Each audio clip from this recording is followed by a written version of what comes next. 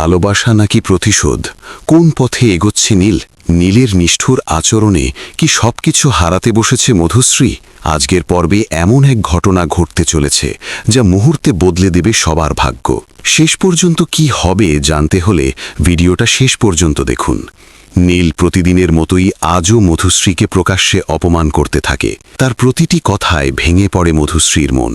ঠিক সেই সময় সবার চোখের সামনে শিমুলের হাত ধরে নীল সেখান থেকে চলে যায়। এই দৃশ্য সহ্য করতে না পেরে মধুশ্রী হঠাৎই দাদুর সামনে মাথা ঘুরে মাটিতে লুটিয়ে পড়ে যায়। মধুশ্রীর দাদু কান্নায় ভেঙে পড়েন। দেরি না করে দ্রুত তাকে হসপিটালে নিয়ে যাওয়া হয়। ডাক্তাররা ছুটে এসে চিকিৎসা শুরু করেন, কিন্তু মধুশ্রীর অবস্থা দেখে সবাই শঙ্কিত। এর মধ্যেই ঘটনাস্থলে পৌঁছে যায় পুলিশ।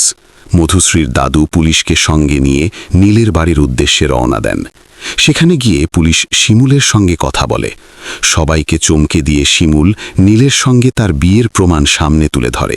মুহূর্তেই পরিস্থিতি আরও জটিল হয়ে ওঠে। ঠিক তখনই মধুশ্রীর দাদুর ফোনে আসে একটি কল। ফোনের ওপাশে হসপিটালের ডাক্তার। ভারী কণ্ঠে ডাক্তার জানান, মধুশ্রীর অবস্থা ভালো নয়, যে কোনো সময় বড় কিছু ঘটে যেতে পারে। এই খবর শুনে সবাই স্তব্ধ হয়ে যায়। তাহলে কি মধুশ্রী মৃত্যুর সাথে লড়ছে? নীল কি বুঝবে তার করা ভুলের মূল্য? শিমুলের বিয়ের প্রমাণে কি সব সত্য বদলে দেবে? এই সব প্রশ্নের উত্তর জানতে চোখ রাখুন সিরিয়ালের পরবর্তী পর্বে।